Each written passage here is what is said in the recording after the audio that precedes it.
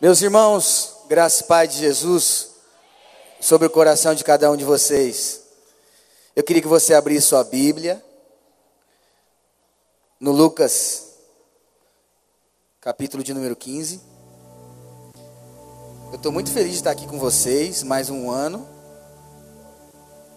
Honrado, porque eu acho assim, uma vez é uma honra, duas vezes, dupla honra. Eu acho que eu já estou indo para a terceira vez, alguma coisa. E eu sempre falo para o Mateus, falei, Mateus, eu não estou me aguentando mais ouvir, e você vai me convidar mais uma vez. Então eu estou muito feliz de estar aqui com vocês. Eu espero servir com excelência e abençoar a vida de vocês. Estou feliz de ver o pastor William, meu amigo e irmão. Estou muito honrado de estar aqui com a Camila, minha esposa.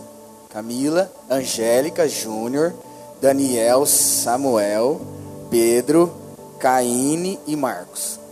É a Igreja Batista Novara de Buritama. Abriram, versículo 11. Essa parábola é muito conhecida.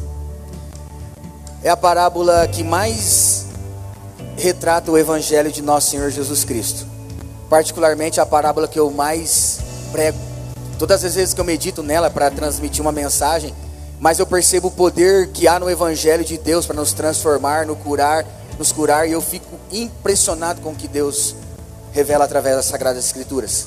E essa noite eu quero falar à luz do Evangelho de Jesus, pela parábola do filho pródigo, algo sobre identidade, que é a temática dessa conferência. Diz assim a palavra de Deus. Continuou Jesus. Certo homem tinha 2 filhos. O mais moço disse ao pai: Pai, dá-me a parte dos bens que me cabe. E ele lhe repartiu os haveres. Passado não muitos dias, o filho mais moço, juntando tudo que era seu, partiu para uma terra distante e lá dissipou todos os seus bens, vivendo dissolutamente. Depois de ter consumido tudo, sobreveio àquele país uma grande fome e ele começou a passar necessidade.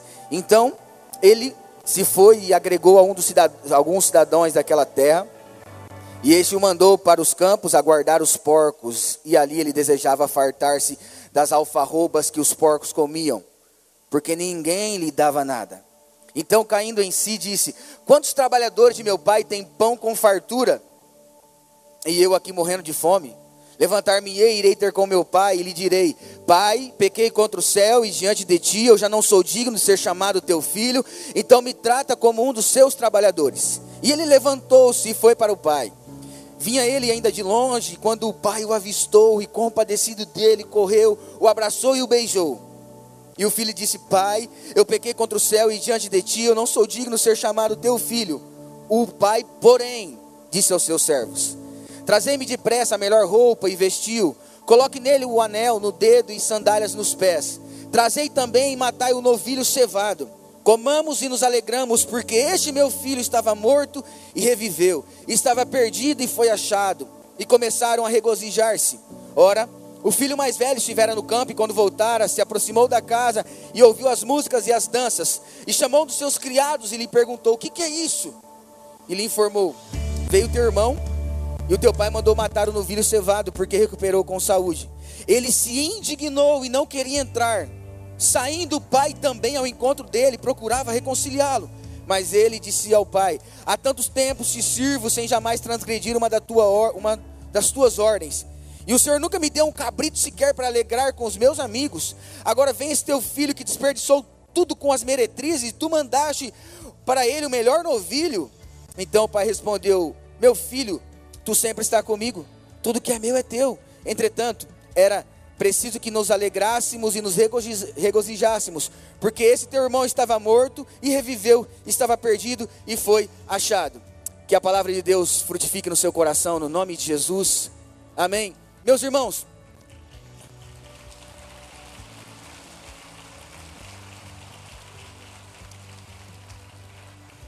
olha, eu queria, se você pudesse manter a sua Bíblia aberta. Olha o versículo 12, diz bem assim: o filho mais novo disse ao pai: Pai, eu quero a minha parte da herança. Herança você recebe quando o seu pai morre, correto? Isso sempre foi. Mas agora está pedindo a herança ao seu pai ainda como ele está vivo. Como esse filho está tratando o seu pai? Está tratando como seu pai já estivesse morrido, morto. Porque ele está dizendo em alto bom som, não há relacionamento entre nós, essa vida ao seu lado em comunhão contigo é chata, eu quero a minha parte, se possível me dá o mais rápido que puder. Aqui esse filho está tratando o pai em um comportamento de rebelião, guarda bem essa palavra, rebelião, eu vou explicá-la melhor para você. As palavras que aparecem aqui nessa expressão do versículo 12 é herança, haveres, bens, propriedades, fazenda, independente de qual seja a versão da tua Bíblia, ela tem o mesmo sentido no original. E sabe qual é? Bios, que quer dizer vida. Estranho, não está falando questão de dinheiro, não está falando de valores monetários, está falando de algo de vida. E eu quero explicar para você, antigamente, é diferente dos nossos dias. Antigamente, como que funcionavam as coisas numa família? Naquele tempo não haviam bancos, então se você juntasse dinheiro, você não teria bancos para guardar, você comprava terra. E terra definia muito a identidade e o poder de uma família. Então o pai, ele construía a sua história em família, e ele ia conquistando bens e aumentando as suas propriedades. E lá, nessa época, existia o direito de primogenitura, ou seja, por que o filho mais velho ficava com a maior parte da herança? Porque ele era predileto? Não. Porque o filho ficaria com a própria vida do pai. Ou seja, ele guardaria a semente, a história do pai. Então ele daria continuidade. Então ele pegaria a própria vida do pai e continuaria. Por isso que ele recebe a maior parte da herança. E aqui nós estamos vendo numa cultura que é totalmente patriarcal, onde valorizava muito a família. Sabe como é que funcionavam os currículos da época de Jesus? Não era igual aos dias de hoje. Por exemplo, Igor Paulão Vieira, formado nisso, naquilo, capacidade nisso, naquilo, experiência nisso, trabalhei em tal coisas. Seu currículo. Antigamente os currículos eram genealogia. Você mostraria diante de quem você vinha, o seu pai, os seus antepassados, e a pessoa te valorizaria pela sua família. Então era inaceitável tratar um pai com tamanha desonra. Era inaceitável. E esse filho está tratando assim, pedindo a sua parte. E terra não definia então propriedade, definia identidade da família. Ele estava pedindo que o pai desse a sua própria vida para ele e abrisse mão de tudo. Então, para o pai fazer isso, ele tem que vender uma parte, a sua família se tornaria menor e menos significante na sociedade da época. O filho está pedindo então que o pai dilacere a sua própria vida. Não é para tirar um valor monetário e dar a ele, mas era dar de si mesmo para ele. E é isso que o filho está pedindo ao pai. E todas as vezes que eu e você também falamos ao pai, pai, eu quero a minha parte, a minha vida para viver sem o Senhor, a vida que o Senhor me deu. Você não está quebrando uma regra desse livro. Você está quebrando o coração apaixonado do seu pai. E todas as vezes que você pede isso, você está dilacerando ele por dentro. Porque ele está abrindo mão de si mesmo para você. E ele está dando aquilo que ele deu a você, a vida. E a vida é um dom. Quer queira você ou não, um dia estaremos diante de Deus. E uma das coisas que nós vamos prestar conta é da nossa vida. E você vai ouvir uma coisa ou outra. Ou, seja bem-vindo, meu filho amado, em quem me comprazo. Tudo isso é teu, está preparado. Ou você foi um servo negligente e mau. Gastou a sua vida com aquilo que não fazia nenhum sentido. E a parábola diz que o amor, que por o pai amar esse filho, o pai assim o faz. Então o entendimento da parábola é que o filho está saindo do próprio pai, tirando a sua vida do próprio pai, pedindo a vida que o pai tinha dado a ele, para ele, e ele vai começar a construir a sua vida em outro lugar a não ser o pai. E isso nós podemos chamar de rebelião. Porque quando você decidir contra o plano que Deus tem para a sua vida, você está se rebelando contra Deus. E esse filho está rebelando contra o pai. Eu quero a minha parte, porque agora eu vou viver a minha vida. A história diz que ele pega o que ele quer e ele acredita que é tudo que ele precisa para começar a sua vida. Antes de nós seguirmos na mensagem, me diga o que todo filho pensa quando ele sai da casa do seu pai. O que ele busca? Autoafirmação. Eu sou capaz, eu posso, eu sou bom. Eu vou mostrar para o meu pai, eu vou mostrar para as pessoas que eu saí daqui, sozinho eu venci. E eu vou fazer o meu nome. Sabe qual é a ideia dele? A ideia dele era o seguinte: ele não queria ser lembrado como o Igor, filho do João. Mas ele queria que todo mundo lembrasse o João. O senhor é o João? Sou. Você que é o pai do Igor? É diferente. Ele queria construir história sobre o nome dele e colocar o nome dele acima do próprio nome do pai dele. Rebelião. Satanás fez isso também. Ele parte, o texto diz que para um país distante, para uma terra distante. Então ele pegou tudo que tinha e partiu para o lugar mais distante possível da comunhão e do convívio com o pai. Foi a mesma decisão que Jonas, o profeta do Antigo Testamento, conhecido como profeta pródigo, tomou. Quando Deus o chamou para Nínive, ele compra uma passagem para Tarse. Na geografia, Tarse é o lugar mais distante, mais oposto da direção que Deus tinha dado para ele. O que faz Jonas, o profeta pródigo, e esse filho, o filho pródigo, pensar que a distância para uma vida feliz e plena é a gente manter Deus à distância de nós, a uma certa distância. Porque na cabeça da gente, principalmente jovens, Deus é um pai estraga prazer. Não fale para Deus dos seus sonhos, Ele vai estragar. Não convide Deus para o seu namoro, para o seu relacionamento. Não tenha essa coragem de fazer isso. Mantenha Deus a uma certa distância, para que você tenha o controle e não Ele. E nós acreditamos que isso é a distância mais segura para uma vida feliz. E aí alguém diz para você, tudo bem, então construa sua vida em Tarsis, como Jonas. Construa sua vida num país, num lugar distante, como o filho pródigo.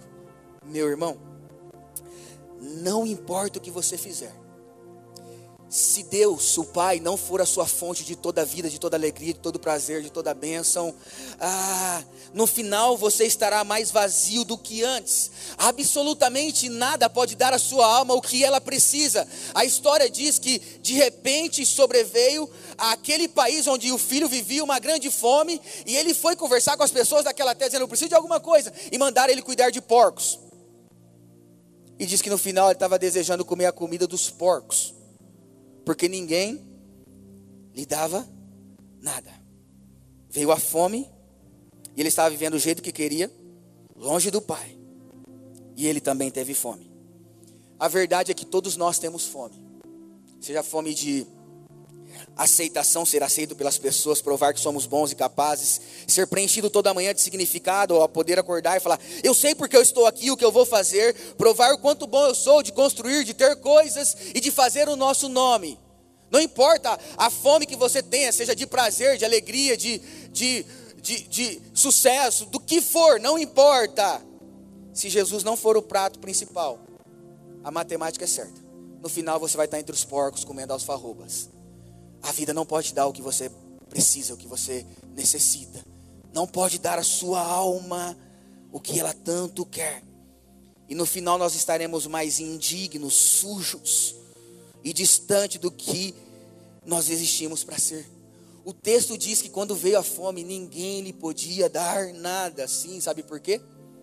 Porque ninguém é capaz de preencher a sua vida de significado, a não ser que você volte para o lugar original, para a fonte. E a fonte é o Pai, da quem você decidiu sair. E é exatamente isso que o filho faz.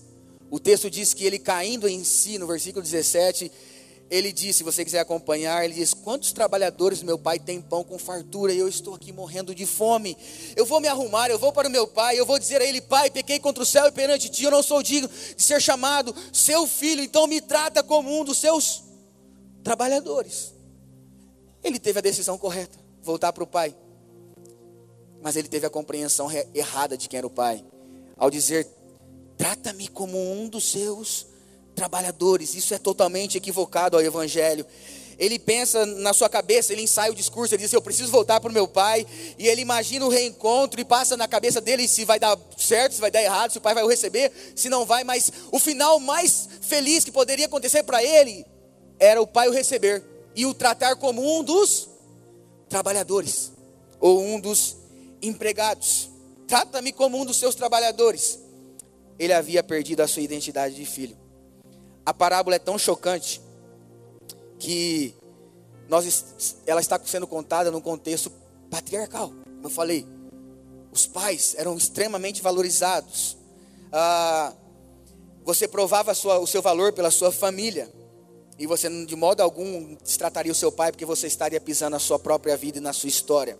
Ao voltar, o que se esperava é que esse filho sofresse as consequências, o castigo, e fosse sim tratado como um dos empregados. Contudo, quando o pai o vê voltando, é o pai que sai ao encontro dele, correndo, o abraça, o beija e o recebe. E diz para colocar nele um anel, a roupa melhor, e um calçado, e matar o melhor novilho, que era o cevado. Meu irmão, ele volta e ele é recebido com amor. É muito estranho o que o pai faz. Ele viu e foi correndo, beijar, o abraçar. Jesus está contando essa parábola ali em Lucas 15, começa dizendo, porque os fariseus questionaram Jesus, os religiosos, e ele está contando algo que é extremamente avesso para a história.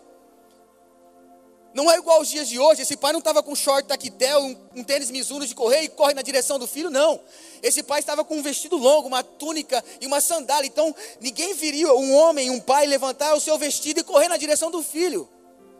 Mas é exatamente isso que o pai está fazendo, para o receber de volta. E isso deixa revoltados os escribas e os fariseus. Ele volta, ele recebe o traje da família. O pai diz aos servos: tragam-me depressa a melhor roupa e vistam nele, colocam um anel no seu dedo e sandálias nos pés. Esse filho está voltando maltrapilho e sujo, e irreconhecível. E agora ele vai receber a melhor roupa. Roupa na Bíblia significa condição. Condição. E ele estava sem qualquer condição. Mas ao voltar o pai fala assim: pega a melhor roupa. Irmão, você sabe qual que era a melhor roupa de uma família? A própria roupa do pai. O pai estava dando a roupa dele. Sabe qual é a roupa que você veste hoje? A roupa do próprio Deus. Ele deu o seu filho Jesus para você vestir. E você pode se apresentar diante de Deus como se fosse Jesus, porque na condição que você e eu estamos, Ele nos vestiu do cordeiro que tira o pecado, das vestes lavadas pelo sangue. Então nós podemos nos apresentar, porque o próprio pai providenciou a roupa dele para nós. O anel remete à aliança. Ele estava sendo reintegrado à família. No final, na conclusão, eu falo sobre as sandálias, está bem? Essa parábola ela retrata sobre identidade. E meu irmão, Lucas 15 tem 3 parábolas. Ela está falando literalmente sobre a identidade de um filho. A primeira parábola é da ovelha perdida, da dracma perdida e do filho perdido. A ovelha perdida, ela se perde, ela é errante, ela é rebelde, ela decide sair do aprisco e vai embora. Mas é o pastor quem vai atrás dela e traz de volta e a coloca no aprisco. O pecado faz isso conosco. Ele diz para você que tem pastagens diferentes, outros apriscos para você viver. Mas ele não diz para você que uma ovelha só descansa à sombra do seu pastor. Você só encontrará descanso à sombra do Onipotente, as asas do Todo-Poderoso. É ali que a nossa alma encontra descanso. A dracma perdida fala de o tesouro pessoal de uma mulher. E diz que ela vai até reencontrar a sua moeda e volta para o seu tesouro pessoal. O que o pecado fez de nós? Nos extraviou do próprio tesouro do Pai. E rasurou a imagem que está na moeda, a efígie. Mas Jesus veio, e Ele que foi ao nosso encontro, varreu tudo e começou a procurar. E ao pegar essa moeda, Ele olha a efígie e fala assim: essa não é de César, essa é de Deus, me dá. Você pertence a Deus, você não pertence a César. O filho perdido, ele rompe o seu relacionamento com o pai, a sua comunhão, e ele dilacera o coração do pai, mas é o pai que vai ao encontro dele e o reintegra a família. Nessas 3 parábolas nós percebemos que o passo de encontrar o perdido, de amar e perdoar é de Deus. Não é o meu, não é o seu. Isso mostra que eu e você temos um oponente invencível. Qual é? O pecado?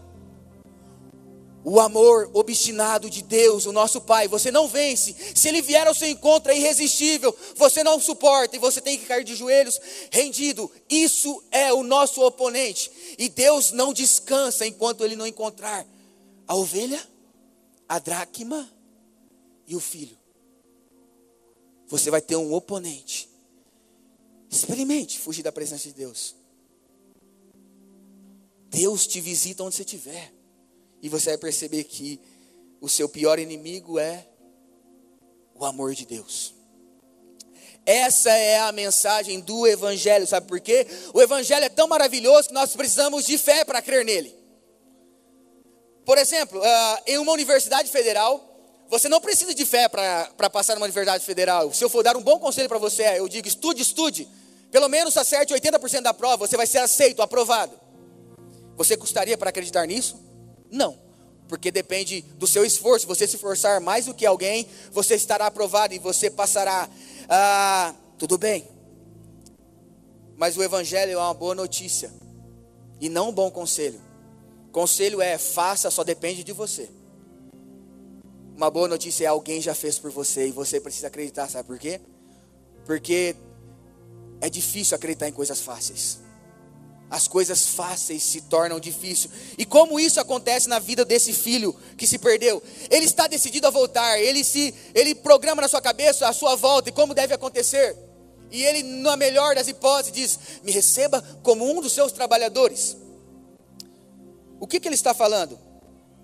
Eu trabalho e eu sou aceito. Eu trabalho e eu recebo. Mas por favor, me conte, onde está o merecimento que ele teve em um pai o aceitar de volta como filho, dele receber o anel da família, dele receber a melhor roupa, as sandálias e a celebração? Onde está o merecimento dele para isso? Quando ele olhava para a sua roupa, para tudo que estava acontecendo, para a alegria de pertencer à família novamente, de ser um filho, ele sabia que aquilo não era mérito dele, não tinha nada a ver com o mérito dele. E ele precisava acreditar no que o pai falou. O pai disse, você, filho, estava morto e reviveu, estava perdido e foi achado. Agora me conte, o que você fez para ser filho de Deus? Me conte algo. Nada. Eu e você estávamos perdidos. O que nós fizemos para nos vestir da roupa de Jesus? Para chamar Deus de Pai, para ser herdeiro com Deus e cordeiro com Cristo? Nada, nós não fizemos nada. Só que também nós precisamos de fé para acreditar nisso e desfrutar da comunhão com o Pai. E você pode estar pensando, peraí Igor, não pode ser. Eu quero provar para Deus que eu mereço, eu vou trabalhar, eu vou fazer isso. Eu vou trabalhar para prover a minha roupa, eu vou ser um empregado, eu vou prover a minha roupa, ter condições diante de Deus. Eu vou trabalhar para me alimentar e ter o sustento para a minha vida, para a minha fome. Eu vou mudar essa realidade. Espere, eu vou conseguir. Não, você não vai conseguir. Se você está tentando estar limpo, tudo certinho, acreditando que é pelo caminho do mérito, você está indo mais longe do Pai, cada vez mais longe do Pai, porque não é esse o caminho que você deve vir. Você deve vir tão sujo quanto você está, tão perdido quanto você está, porque é somente Ele que pode te limpar, te dar uma nova veste, te chamar de filho. Aí você me diz, Igor, qualquer pessoa pode fazer isso, um sujo pode fazer isso, um fraco pode fazer isso, um perdido pode fazer isso.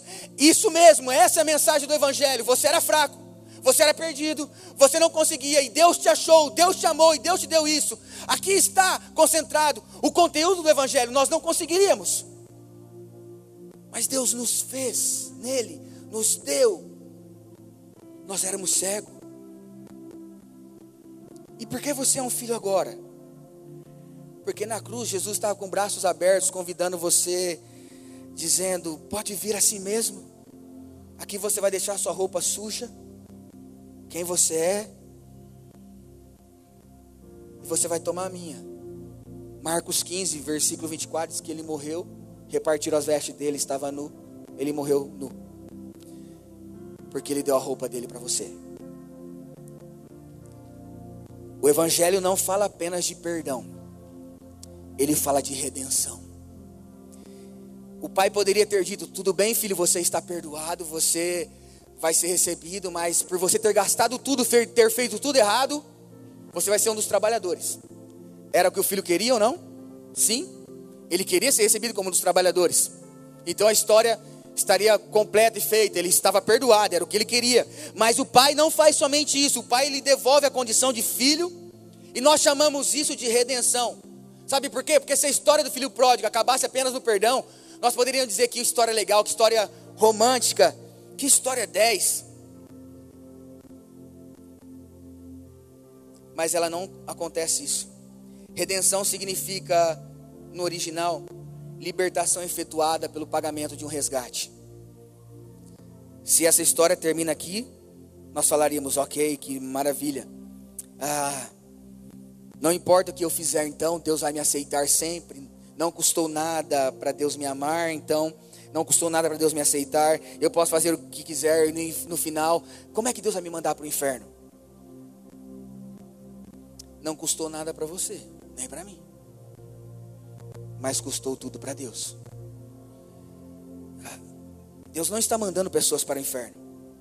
O inferno é uma escolha daqueles que decidem viver da minha parte, da minha vida que o Senhor me deu.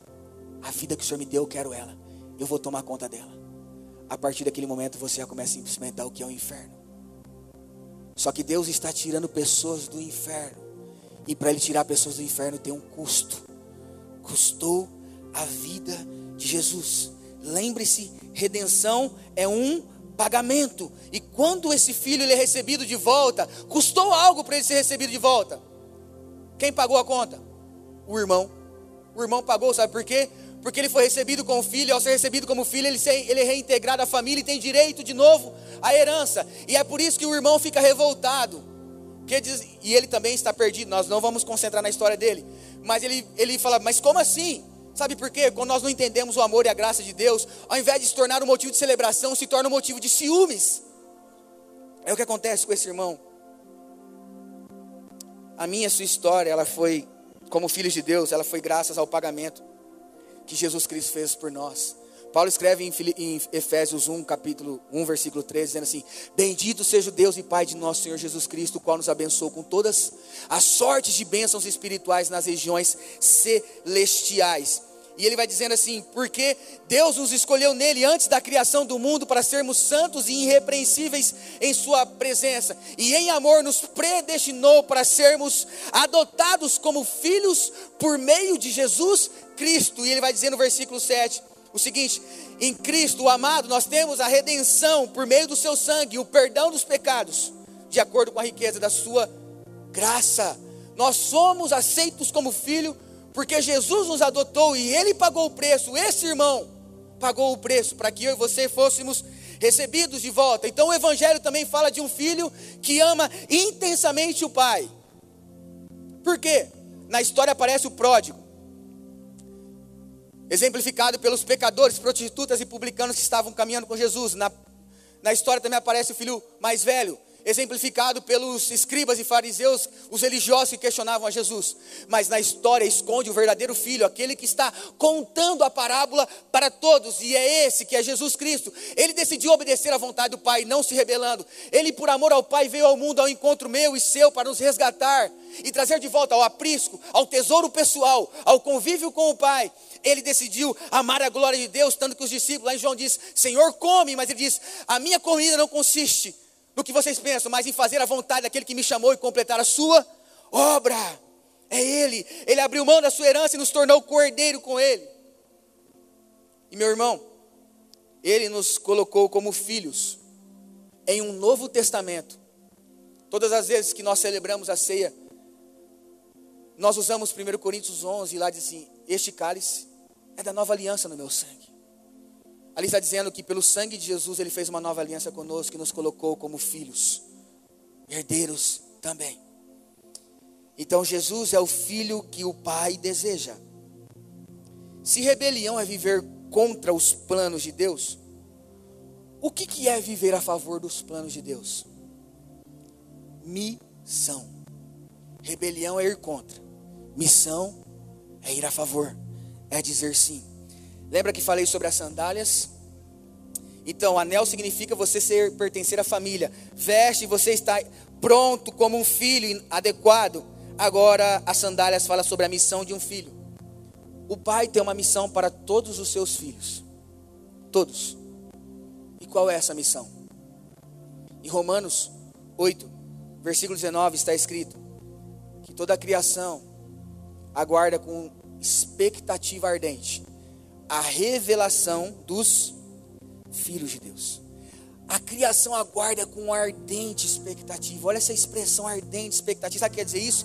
Ela geme, ela espera com uma esperança, como o guarda espera pelo romper da manhã, como o pai espera que o filho volta, porque a expectativa dela é a última chance, é a esperança que ela tem, porque esse mundo está caído, ele perdeu a referência, mas quando um filho de Deus se levanta, ele abre uma porta de redenção e de transformação para esse mundo caído. Abra sua Bíblia comigo, é o último texto que eu leio com você, em Mateus 27. A ideia do texto é que quando o mundo caído olhasse para um filho de Deus, ele enxergasse aquilo que Deus está fazendo para sempre, para a eternidade.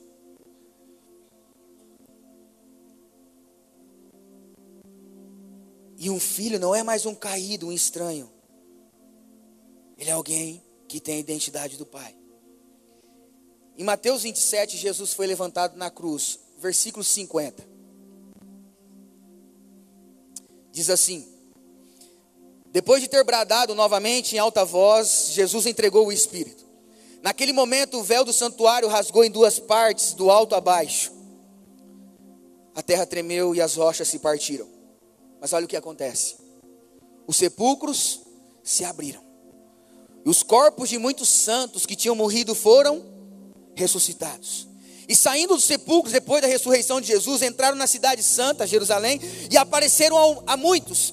Quando o centurião e os que com ele vigiavam a Jesus viram o terremoto e tudo isso que nós acabamos de mencionar, eles ficaram aterrorizados e exclamaram: verdadeiramente, este é o Filho de Deus.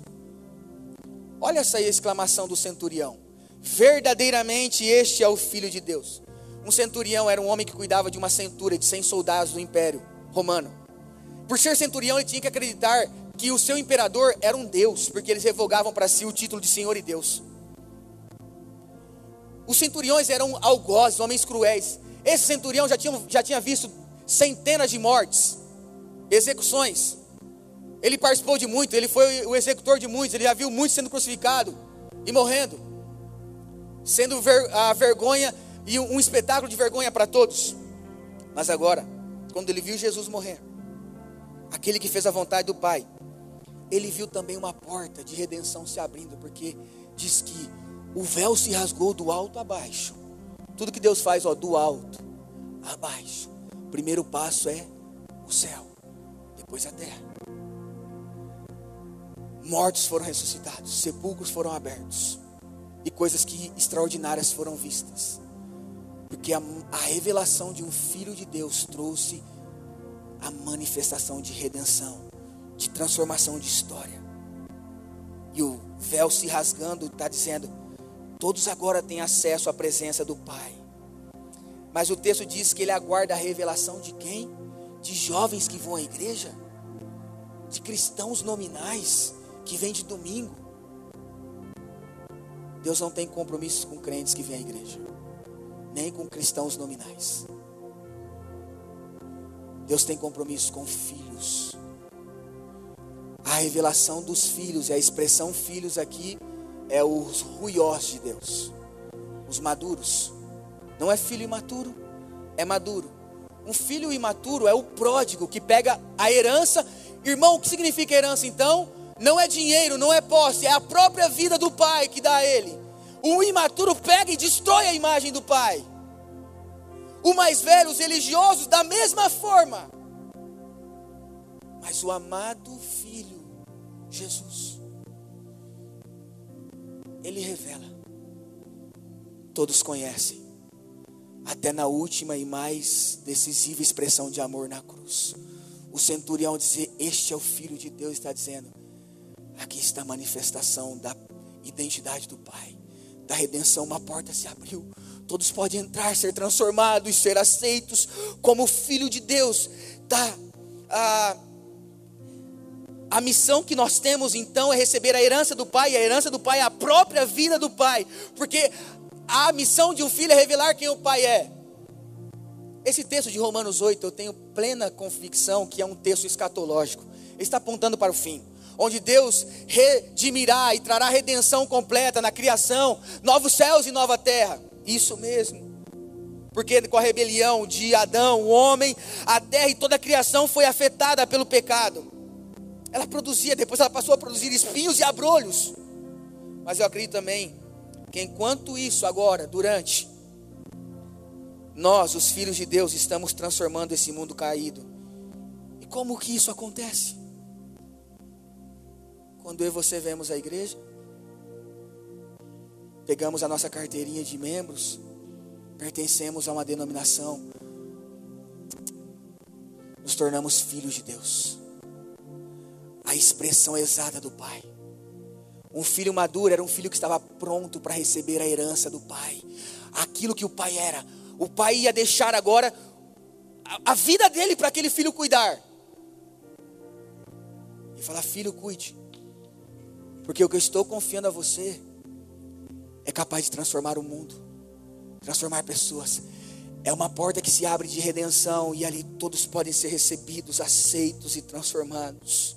Sandálias então quer dizer a missão de ser um filho de Deus e ide ao mundo pregar o evangelho a toda criatura. Os que creem serem salvos, serão batizados. Os que não creem já estão condenados. É nossa colocar as sandálias e ir revelar ao mundo caído, às pessoas que sofrem, aos perdidos, aos que choram, aos filhos imaturos, aos religiosos que estão distantes do coração do Pai, quem o Pai é. E nós podemos ir, porque a palavra de Deus diz que a terra está aguardando com expectativa ardente que um filho de Deus se manifeste.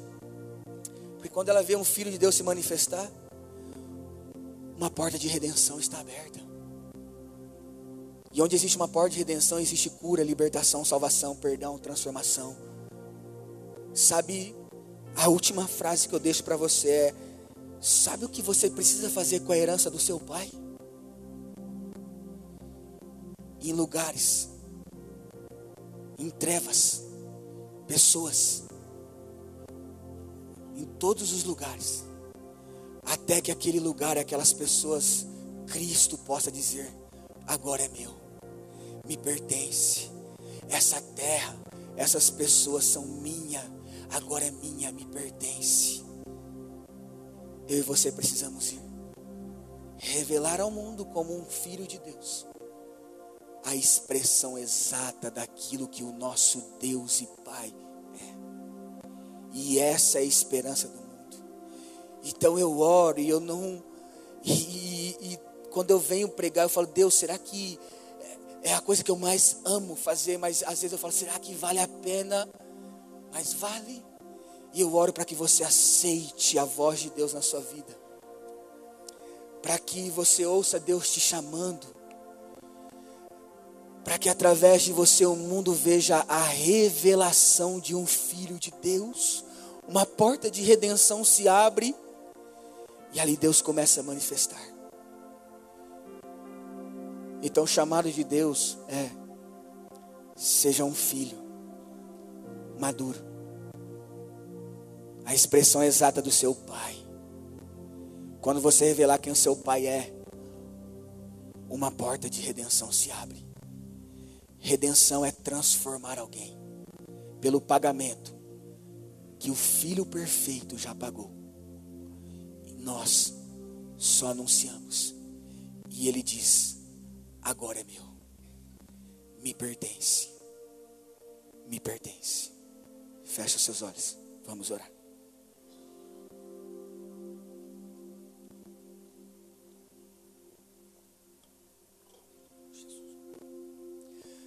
Pai, Tua palavra foi pregada, ela é viva e eficaz, ela é mais cortante do que uma espada de 2 cortes, ela penetra ao ponto de dividir a alma e o espírito, que são os caminhos mais impenetráveis e desconhecidos da nossa vida, juntas e medulas, os corações duros, os olhos cegos e os ouvidos tampados. Ela discerne os pensamentos e propósitos do coração. Ela difere chamas de fogo. E no poder da Tua palavra e do Seu evangelho, que é o poder para a transformação e salvação de todo o que crê, eu oro. A tua palavra é espírito e é vida. E eu acredito que enquanto ela for pregada e o Senhor for anunciado, o Senhor está transformando pessoas, corações, vidas e chamando. Essa é a tua voz, Deus, essa noite. Chame os seus filhos que estão distantes do seu coração, longe da sua vontade, Deus, para perto. Esses que pediram a sua herança, a própria vida que Deus deu para gastar com aquilo que não vale a pena, estão passando fome. Chame-os para perto, chame-os de volta, chame-os para a família, chame-os para ouvir o que o Senhor tem, para receber do Senhor a roupa, receber o anel, receber a sandália e celebração com o Senhor. Mas eu oro agora para que pessoas sejam perdoadas essa noite, no nome de Jesus. Se vistam do amado Filho, sejam transformadas e sejam chamadas para a missão, sandálias, de revelar a missão e pegar a sua herança, a sua própria vida e revelar ao mundo, gastar no mundo, investir no mundo, até que nós conquistemos essas terras, esses lugares, a herança do Pai se multiplique e o Senhor possa dizer: agora esse lugar é meu, essa vida é minha. No nome de Jesus, comissione esses jovens, essa igreja, ser resposta, a expressão exata de Jesus nessa terra, nessa cidade, e uma porta de redenção, aonde todos os cansados, aflitos, as ovelhas perdidas, as dracmas desvalorizadas, os filhos, possam vir, ser aceitos, amados e transformados.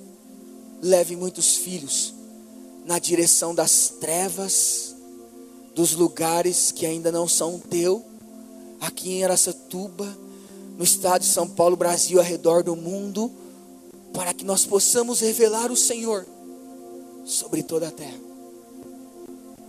E faça valer a honra de ser teu filho, de pertencer ao Senhor nessa terra, de revelar ao Senhor ao mundo, de te amar, no nome de Jesus. Amém. Glória a Deus.